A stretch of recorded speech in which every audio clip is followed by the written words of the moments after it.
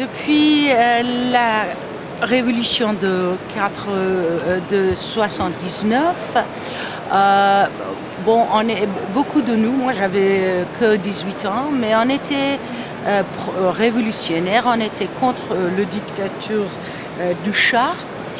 Mais peu après la révolution, un peu comme ça déroule maintenant en Égypte, ils ont imposé le charia, la loi islamique. Ils ont imposé le hijab, la couverture islamique aux femmes. Et depuis ce moment-là, j'étais contre ce régime parce que j'étais contre le mélange de religion, de lois religieuses avec le gouvernement. Et il y a plus que 30 ans qu'on lutte contre cette loi imposée qui est, à mon avis, et à vie de beaucoup de femmes iraniennes, très oppressif, surtout pour les femmes. Dans la loi islamique, on n'a pas le même droit que des hommes. On n'a même pas le droit de se divorcer, on n'a pas le droit, même quand on se divorce, on n'a pas droit de garder les enfants. Les enfants vont toujours aux familles de l'homme, le père. On est moitié de témoins dans le cours. Il faut 2 femmes pour un témoignage. Donc au niveau des héritages aussi, on est des citoyens, moitié citoyens si vous voulez. Bon, vous voyez, dans toutes les religions judéo-chrétiennes, il y a un préjugé contre les femmes. Et on peut écrire un livre sur pourquoi. Mais beaucoup des autres religions, comme la chrétienté ou le judaïsme, ont évolué. Et en islam, on a un islam modéré, mais l'islam fondamentaliste, l'islam intégriste est beaucoup plus bruyante et en Iran, voilà, virulent, dangereuse. Et en Iran, c'est les extrêmes de notre religion qui a le pouvoir. On peut le comparer avec le Saudi Arabie, où il y a le charia qui est la loi qui gouverne là-bas. Mais en Inde, en Bangladesh même, que Bangladesh est un pays islamique, mais il y avait un président qui était une femme. En Chine, en Japon, c'est tout à fait une autre culture. Mais dans la culture islamique, nous sommes, vous voyez, nous sommes le premier pays islamiste, gouverné par le gouvernement, par un régime islamiste. Et donc, c'est vraiment difficile pour les femmes, et pas seulement pour les femmes, pour tous qui sont autres, pour les minorités religieuses, pour les homosexuels, pour les laïcs. Et c'est vraiment oppressif et difficile de vivre en Iran. Bon, il y a toujours... les gens savent quoi faire quand ils habitent dans un pays comme l'Iran, sous un régime totalitaire. Ils trouvent toujours des moyens à se battre, à s'exprimer. Et maintenant, vous voyez, on est un peu différent que les autres pays musulmans, les autres pays de la région, parce qu'on a une population très éduquée. On a une population féminine qui est très éduquée. On a 65% des licenciés de l'université sont des femmes. On a 25 millions d'utilisateurs d'Internet. on a 60 000 blogueurs. Voilà, c'est vraiment la mafia parce qu'ils font aussi du business avec le monde, ils font le trafic de drogue, ils importent l'opium et exportent l'opium et l'héroïne, ils importent l'alcool et la cocaïne de l'Amérique du Sud. Donc, ils sont vraiment, quand on dit c'est un régime mafia, et ce n'est pas une métaphore, c'est une réalité, vous voyez. Il y avait la révolution de 79, donc beaucoup de gens ont parti qui ont été, d'une façon ou d'autre, qui ont travaillé pour le régime du Shah. Donc, on avait cette diaspora-là. Aussi, beaucoup de gens ont quitté l'Iran parce que les universités, il n'y a pas assez de place pour l'université. Vous voyez, maintenant on a 50% de notre population qui a moins de 25 ans. Nous avons une population très jeune. Il n'y a pas assez de place dans l'université. Donc il y a cette fuite de cerveau, si vous voulez. La lutte qu'on a eue, le mouvement qui était issu de cette élection qui était fraudulente, qu'on appelle le mouvement vert. Ces mouvements n'étaient pas un mouvement idéologique, c'était un mouvement pour liberté individuelle. C'était plutôt comme Afrique du Sud ou comme des Noirs américains des années 60, c'était pour des droits civils.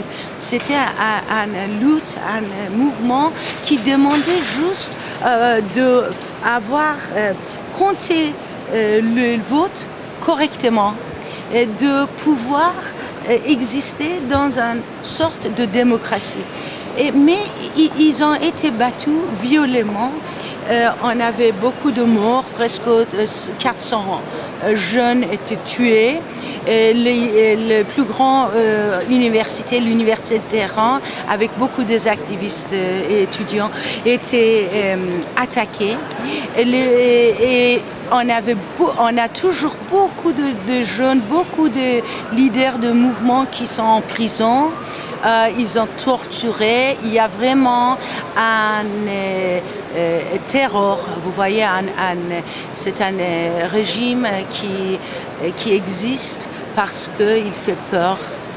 Et maintenant, après 2009 et après cette violente attaque de le régime contre les peuples, beaucoup de jeunes ont quitté l'Iran.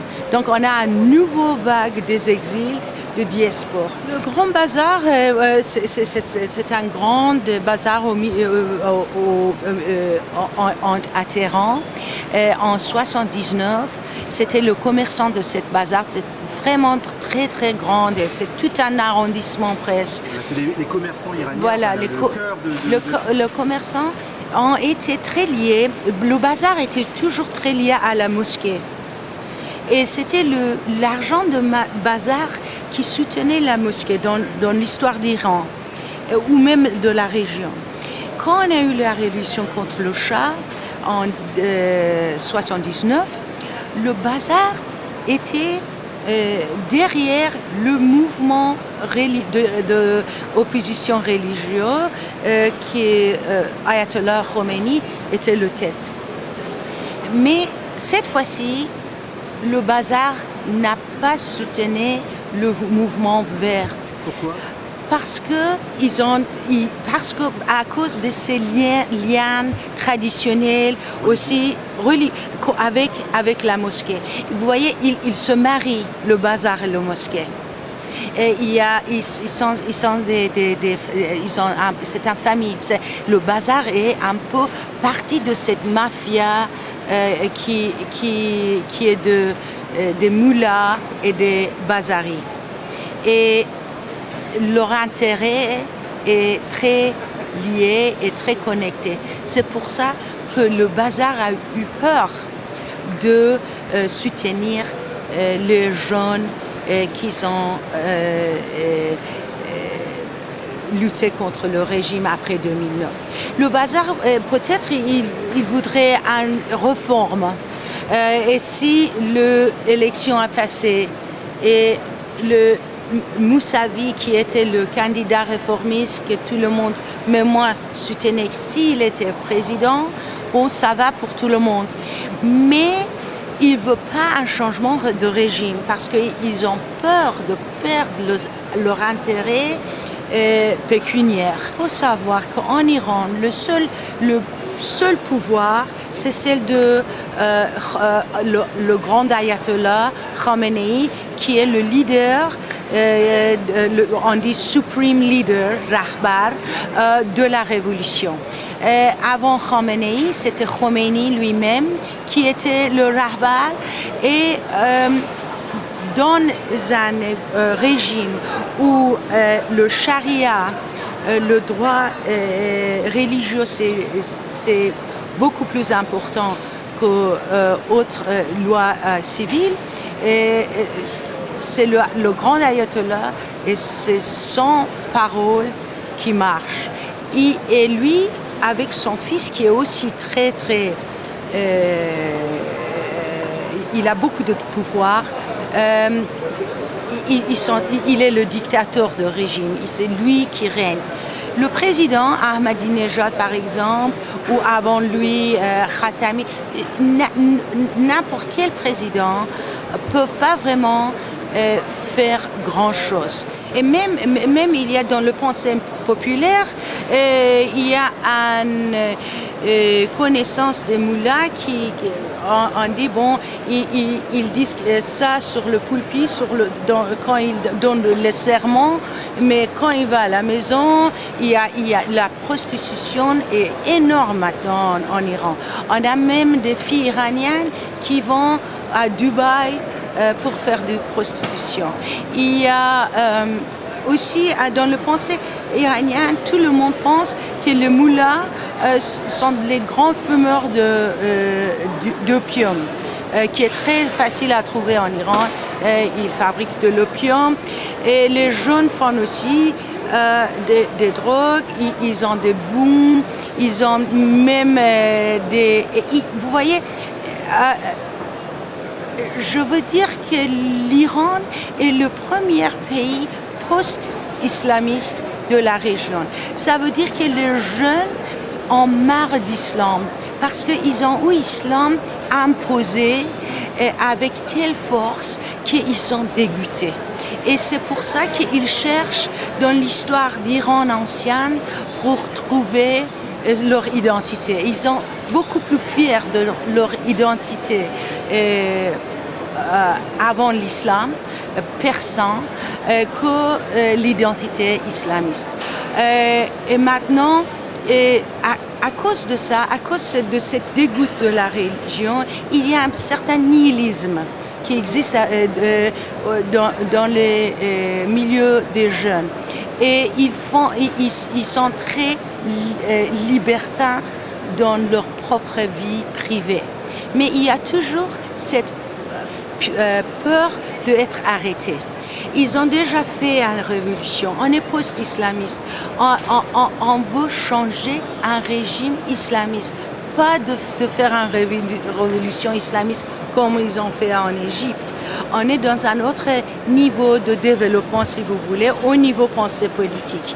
Donc c'est un rejet de cet islamisme et ça ne va pas venir facilement, tout simplement parce que le régime n'hésite pas à faire tous pour rester au pouvoir. Et quand on sache ça, c'est pas facile d'aller lutter quand on sait qu'on va être tué. Ils disent que le gouvernement gagne de dollars. Quand ils vendent le pétrole, ils gagnent de dollars. Et ils ont besoin d'un meilleur budget pour cette année. Donc, si ils laissent le dollar va progresser, monter, ils gagnent de l'argent, le gouvernement propre. Donc les gens, les Iraniens, ils pensent toujours, même quand les sanctions viennent de l'Ouest, c'est le régime, ils disent que c'est à cause du régime. Ils sont toujours tout ce qui ne va pas en Iran, même si ce n'est pas à cause de la régime, les gens pensent que c'est à cause de leur régime. Il y avait déjà des problèmes économiques. C'est sûr que les sanctions vont le faire pire et ça va être très dur. Surtout, on va avoir des sanctions sur produits pétroliers, on va avoir des sanctions contre le Banque centrale et ça va commencer cet été.